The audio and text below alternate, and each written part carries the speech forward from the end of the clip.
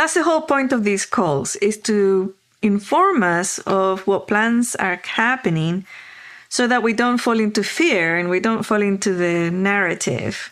Or not even know. And like, yeah, right. When you get surprised by something, is like, you're more likely to just go along with what's the surprise, right? That surprise energy rides you along into do what we say. That's the nature of the thing. But if you know it's coming, it's like, oh, that's the thing, huh? Okay, let's see what you're going to do.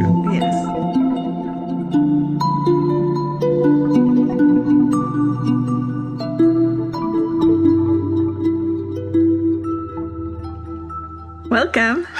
Welcome to another episode of Driving to the Res with your favorite hosts, Larry and Inelia.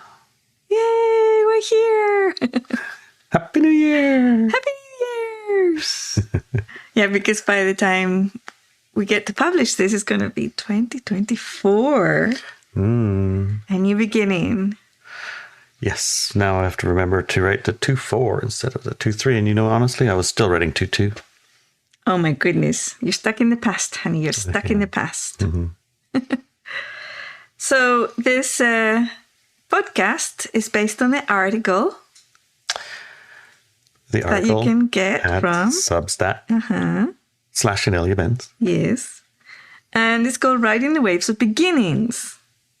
As a mystic, and to all you mystics out there, trained or not trained, you'll know that the whole world is energy and connection, right?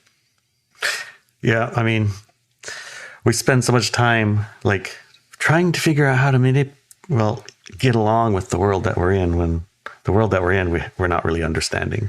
And manipulate is the right word, because manipulate comes from the word manos, which is hands, right? So to handle the world. To handle what happens. Yes. Right? Yeah. So anyways, I'm going to talk a little bit about how to ride the waves of beginnings and what kind of beginnings you can ride and what to do in them, right? Okay, so here goes. I'm going to read a little bit and then we can talk about it. Okay.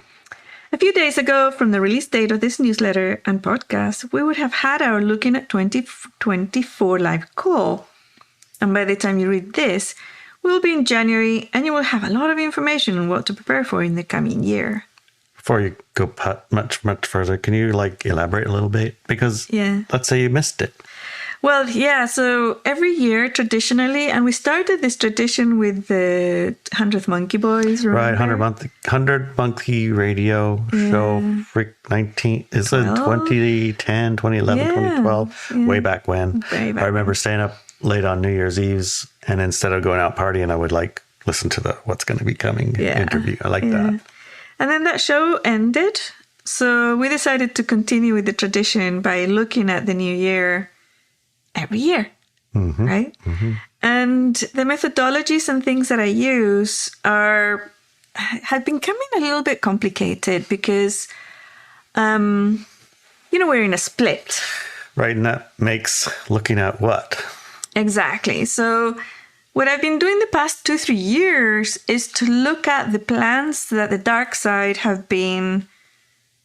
you could say light dark, right? No, they're definitely the dark side of the light dark paradigm. Okay. The dark side, or the ones that take authority over the world, claimed it. So how about we call them the dramatic side? Yeah, that one. They have plans, and they have to reveal these plans, and the revelations of these plans come in many forms on the public media, books, movies, newscasts, newspapers, magazines, all sorts of places, as well as the whispers, social media and all that type of stuff. And there's also, on a more mystical psychic level, there's a broadcast of what these plans are that are not hard to pick up. Most people misinterpret those things, thinking they're on their own thoughts or, other things, but they have a general sameness around them. And So nowadays, what we do are looking at the next year calls at the end of the year is we look at the plans, right? And then I scan the year to see which ones might succeed and which ones might be started or have started, but they're not really taking hold yet. So we do that. And we also look at what we as light workers should be doing and what we should be planning for, right? Because light workers are independent bunch. You can't tell them what to do. And, you know, we might be having a drama plan over this side of the planet or there or whatever you might consider it to be. And some of us may get, you know, stuck into them in some way through our many different energy lines, through many different people throughout the whole entire planet. And other parts of us, maybe we don't. We're not even like aware those things are happening. Exactly. And that's like, that's good. But when you do a looking ahead at 2024, you include both sides of the split, so to speak. Yeah. So what's the light side of the split have for plans? And what does the dark/light dark side have for plans? And how we recognize and the call is split into 2 parts. So we're going to have half an hour, which is going to be public. It's going to be up on all the social media. So those are kind of light look at things. Like, we're not going to go into depth and details of everything, simply because most of the media outlets like YouTube and other places will censor it and will block our channels, deleting everything we have there. And that information and the people who hang out in those, quite honestly, they don't want to hear it and they don't want to see it. So there'll be like the first half hour is going to be everywhere on a live stream. And basically not... If you want to get into the meat and potatoes of what was going to happen in 2024, we're going to have a ticket system. We're going to be... you need to purchase a ticket and enter. That's primarily as a filter, so we don't get trolls. Okay? And it's going to be a Zoom call. And all those details, I'm saying it's going to be, but by the time you hear this podcast, it's going to be done. So... you could probably still get the recording. Yes, exactly. So you can look for the public version of the first half hour, and then you can purchase the download of the second part. It's probably going to be another hour of it. So the second part is going to be available for download from our website and on our Telegram and places like that. I can't wait to hear it. Yeah, yeah. Last year's was pretty remarkable. I mean, some of the things were like, that seems like, no. Okay, though, whatever. And some things were like, where the heck does that come from? I know, and then right? You're living it, experiencing it, and you already have the information, knowledge of, hey, yes, this is something that's been strategized and planned, and what for? What for? Exactly. And so I'm not like at a mercy of it. Yes, that's the whole point of these calls, is to inform us of what plans are happening, so that we don't fall into fear and we don't fall into the narrative, or not even know. And like, yeah, right. When you get surprised by something, is like, you're more likely to just go along with what's the surprise, right? That surprise energy rides you along into do what we say. That's the nature of the thing. But if you know it's coming, it's like, oh, that's the thing, huh? Okay, let's see what you're going to do. Yes, exactly. Instead of, oh my God, I need to, right? You don't need to. Yeah. So anyways. Go check it out. Check it out. I'm sure. Yes. Download it. Listen to it. Study it. Yeah. Okay. This article, this one that we're in right now, explores other ways to prepare for a new year. Okay? So basically the name of the article is Riding the Waves of Beginnings. Remember? Right. Don't worry you think, oh my God, the New Year's already gone. No. It's not about that. It's not about that. Yeah. The actual New Year energy lasts for quite a few weeks for the culturally 1st of January thing. Okay, New Year's are celebrated in many cultures. In fact, I have not been to or known of a culture that does not do it. The timing of these dates, when the year begins or a seasonal cycle begins vary. The variation of the date of beginning only matters to us when we are able to identify with the date. For example, we may celebrate on the 1st of January if we live in the West. This one is a massive wave because people throughout the world have adopted it, and it is televised as it travels the world with the sunrises in different continents and countries. The date itself as a beginning edge is not as powerful as the shortest day of the year, which is followed by the swapping of shrinking days to elongating days. That is the date on which we can write global energies. We could even say astral and cosmic energies too. But our artificially created New Year is also good simply from the perspective that the majority of the human collective celebrates it and perceives it as a new beginning. So here's one of the things is like, I think that the shortest day that turns around in the northern hemisphere is different to the southern hemisphere, right? It's the opposites. I imagine, yeah. It must be the day that it's longer, getting shorter. Mm-hmm. So that's something to take into consideration if you're going to do that one. Mm-hmm. And I think that happened in December. Like, I'm not a very good mystic. Usually like the 21st. It's kind of remember the end of the world, 2012, 12/21, 2012, that type of thing. So then you can remember that's like the day somewhere around there. Yeah, because it moves a little right? bit. Yeah. Because our calendar, human calendar is artificial. So the exact time and place, I mean, if you want it to be exactly time and placed based on the observations of what like Croak likes to call the sky clock. Oh, yeah, where the sun where and the the sky moon clock says it is a different time than when everyone else kind of sometimes agrees to when it is. Right. But to say one is more powerful than the other, I think it'll depend on the person, right? But it seems to me, and correct me if I'm wrong, that there's a tendency to discount the human connection part. It's like all humans agree January 1st at midnight, mm-hmm. despite that the clock of the sky says it's like this other day. Yes. And so which of the edges are we going to use to go along with? And I think that you can probably see human collective ones might be great mm-hmm. with January 1st at midnight, and planet ones maybe more like with the actual planet sky clock time one, maybe. Yeah, they're both valid. They're both valid. They're both usable. Yeah. And it might be easier for you to line certain things with it just because of the nature of you, right? Yeah, exactly. Yeah.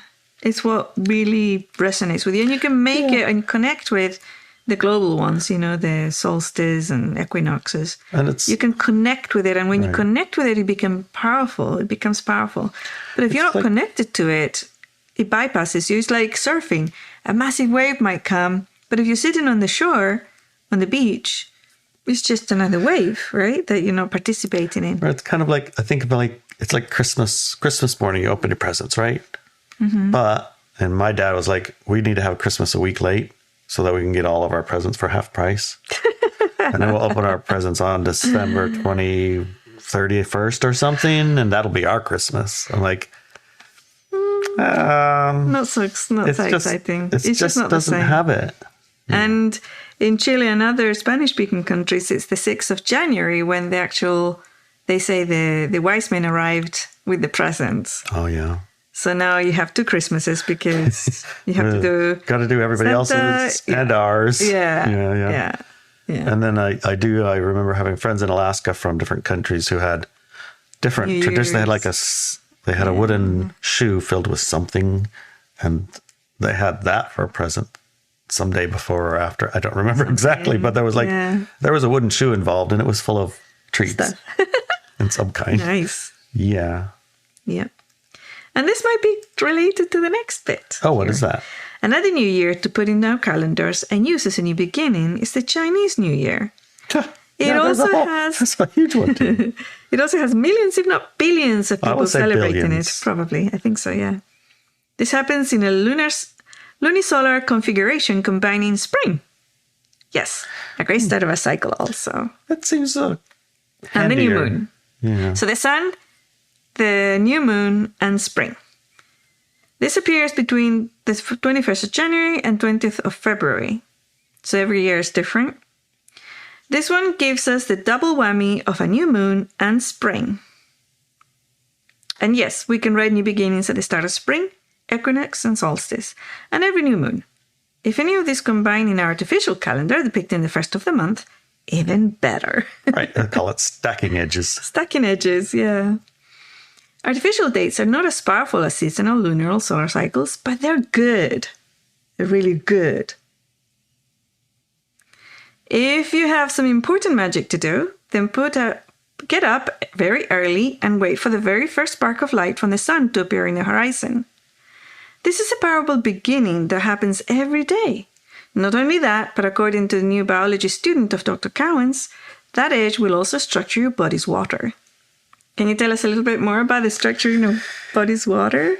Yeah, that was an interesting call. I'm taking new biology classes at Dr. Cowan's site, where he basically really like 3 months worth of in-depth exposure to all the new biology concepts.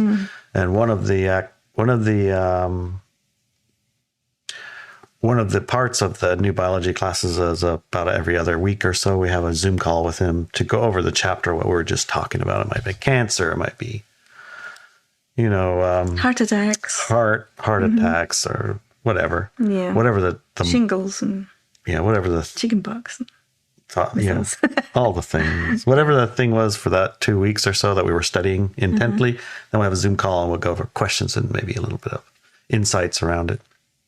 Yeah. The last call, one of the fellas who's like sitting on the edge of his seat, so excited. I want to share what I've discovered, right? Yeah. He's got this discovery. He was using his Inelia wand to stir his water, and he uses some kind of a biogeometry or something to like measure how powerful the thing is. And it began to deteriorate. And he realized or read the directions. He had to stick it out in the sun. So he was putting it in the sun to charge it back up, and it worked. And then he realized sunrise, because of his little checking the energy thing, sunrise and sunset, those edges, they had the most powerful time. So he could like charge it within just one sunset or just one sunrise, the same amount as like all day in the sun for the day. Yeah. So then he realized just a shadow from a building or something, a hard edge of a shadow, he could pass the Inelia wand through the shadow and the sun, and it'll charge it that way. And then he realized that he doesn't need to stir up his water because he's water. Yes. So he just held his hand on his Inelia wand to charge himself. Nice. But it's basically the sun structured him. Yeah. He just bypassed all the middlemen in a way. And the edge. And the edge magic. Yeah. He was using edge magic, and he doesn't even know there's such a thing. No, he doesn't. No one in the class understood the edge magic ritual or edge magic that we're talking about right here, the concept. But I shared it a little bit. It was like, no, we're very serious here. We're not doing magic. We're just taking advantage of structured, scientific structure water. Either way, you can skip the Inelia wand entirely and just pass your body through the edge. And maybe that's why sun gazing works. And maybe that's why sun gazing works. Yeah, and you turn into Breatharian. Hour and the last hour of the day, yes. The first hour in sunrise and last hour of sunset. Right. So, part of these things are believable stories. And part of these things are rituals that we give and assign meaning to. So you literally can skip to the source if you want, or use all of the tricks in between. Yeah. They're all valid. Yeah. Okay. The human New Year's wave, the Western one, Chinese one too. Actually, Chinese one lasts longer. But then the Western one lasts about 2 weeks in a powerful way. So it's not just about the second after midnight on the 31st of December. Although that one is really cool. That one's very cool. You will have, it's actually a minute. You will be able to tell when it's over, when you stop thinking, wow, we're in 2024 already. And it's also related to when you give up your New Year's resolution, or you, that's right, you stop it. Like, this year I'm not going to eat sugar. A couple weeks it works, then and then it's that's when you know the wave is over. Yes. Okay, how can you use these edges begin new projects, inject intent into things you want to manifest into reality, begin new practices, habits, and relationships. Anything you want to grow does well at the edge of something beginning. The bigger the beginning, the bigger the impact. So a sunrise edge is well suited for small matters, but can be used daily for many days for larger changes and beginnings. A new year for the life-changing beginnings, and a how do you pronounce that word? Decadal edge. Decade long. Because I read it, decadal edge. Decadal. Or other measured cycles like stellar cycles for big intentions. Yes. How fast and how long it takes or lasts, this depends more on your intent and willingness than it does on the edge we may tap into. Have a strong enough why, and any edge will do. Yeah, that's about it, really. Do you have anything else to add here? Well, I think that some examples, maybe. I think that the strong enough why, I think that bears remarking on. Mm-hmm. That's one of the prime parts of instant manifest. It's the prime parts of having an intentional life. Even it's a prime part of your, I would say, enhanced experience of this reality you're having. Right? Yes. It's like at the very far end of it, I'm the victim of all the things that are happening to me. That's a very, very disempowered end. That's a very disempowered, far, far end of it. Then I'm trying really hard to make things like happen, doing like this thing and that thing and the other thing. It's and way, I think. They're like, it's a little less than all the way over there, right? It's a little less, but it's still, you're trying to get other things to line up so that you can, or whatever, it's kind of like that. And it's a little bit sporadic because it's like right now you feel this way and over here you feel that way. And then you change your mind about that. And then it's this other thing. And so it's a little bit frazzled. And it's because in this case, although you might be using mystical tools that are powerful, you really haven't at the base of it got a strong why. Right. Strong why is literally why you are sitting where you are doing what you're doing with the things that are around you right now. It's because of a very strong why. Yes. You may or may not even be conscious of it. Right. It probably is something you're not conscious of. Well, I'm not going to say probably, but not for this audience, right? But generally speaking, on the planet, if they don't have a conscious, strong why for doing things, then somebody will take it. And it'll be patriotism. Yes. Like, why are you going to go kill all those people on the side of the world? I'm a patriot. Right. So it's a program and a very strong why that's strong enough to get you to give up everything that you have and go halfway around the world and cause chaos. Right? Yes. To protect everyone over here or whatever the story is. It's a strong why. It's just a strong why. But it's a very, very powerful why, but it's really it's not yours at all. No. Right? And it's nothing to do with patriotism. It's about commercial enterprise. But let's not go down I don't mean to go down that soapbox. That's not what I meant. What I meant was that's a strong enough why to gather a person to change their entire real experience of life radically and dramatically. And become a pawn for another person's why. Another person's why. Because what their why is a very strong why also. That's also not victimization, okay? Because it's very easy to fall into the victim-aggressor cycle here, thinking, I've been manipulated and other people are pushing their programs onto me and blah, blah, blah. It's up to the person to become aware of the information that's coming through. And everybody has access to the same information. And that's part of why we do the looking at the next year calls every year. Because if you're informed, it's going to be much harder for you to fall for a different person's why. Right, because at the root of it, patriotism is a bad thing. It's the corrupted patriot. Exactly. Right? And it's like the healing's not a bad thing, but the corrupted healer. Yes. That's not so great. Right. So we're like on the sides of the split, in the spectrum of the split, there's the corrupted version and the not corrupted version. And there's And the information that I like to give and the information that I like to teach is the tools where you can be the one who can figure out which is a positive why and which is your why and which is another person's agenda why that's been pushed and you have accepted. So basically the tools, I'm not going to say, hey, this is your why, this is good, and this is bad, You got to pick it. You have to realize it.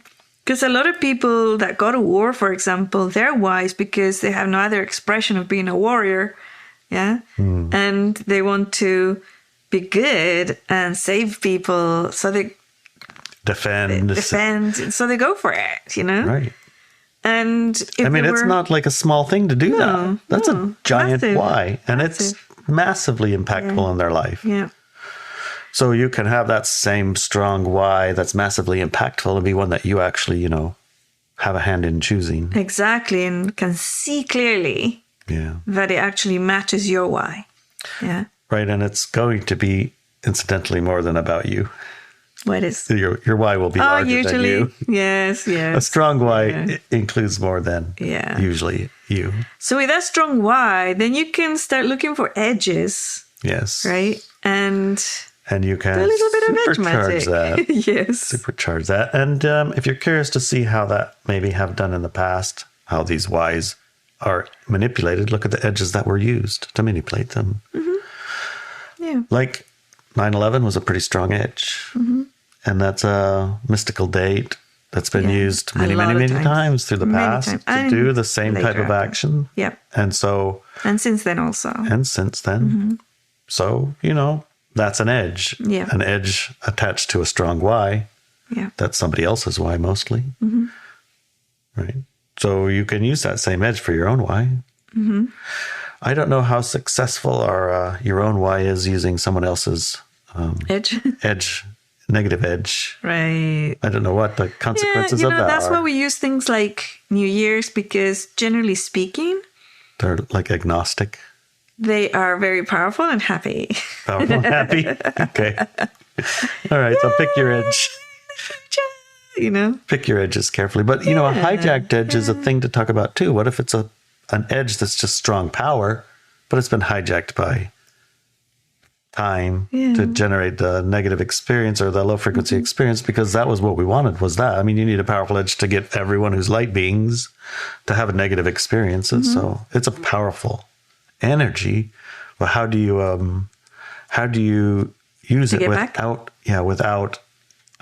how do you take somebody else's, I guess you could think of it as like, here's the sword of truth that's cut off the head of 1,000 people. It's so powerful. How do you take that sword and then use it for, I don't know, carving a beautiful Mona Lisa out of toothpicks? I don't know. I mean, it's not the right tool for that, but you know what I'm saying, right? I know what you're saying. So how do we use that? And it's a little bit hard for you to give a good example of what it might be used for because of the warrior energy inside of you.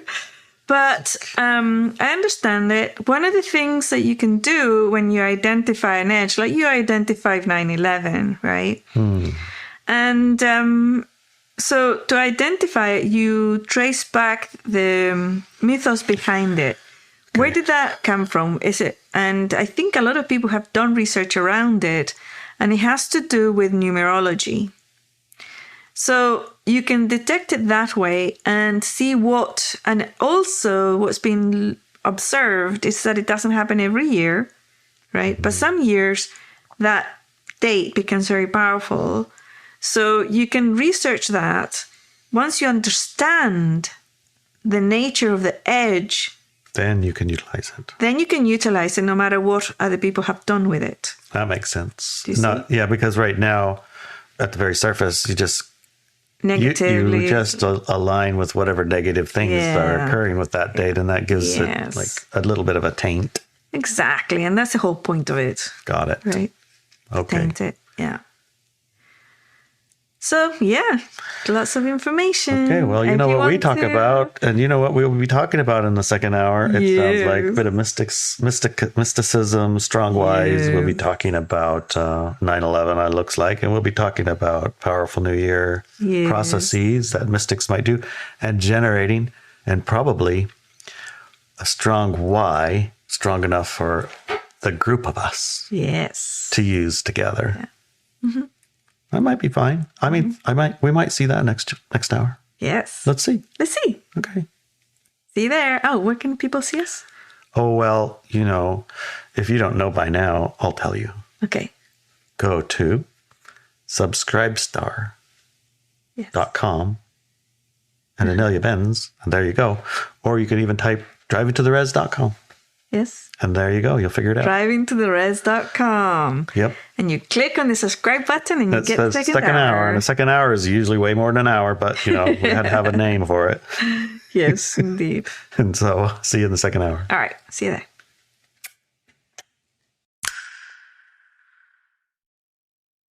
Because we say the word artificial for the New Year celebration in the West, I think that there's a tendency to minimize it. Like it's not as powerful or as big or as good as doing other ages, like for the New Year. But actually, is this one of the most powerful ones on Earth? Because human beings are creators. Humans do create the biggest, strongest stuff for our reality, for human reality.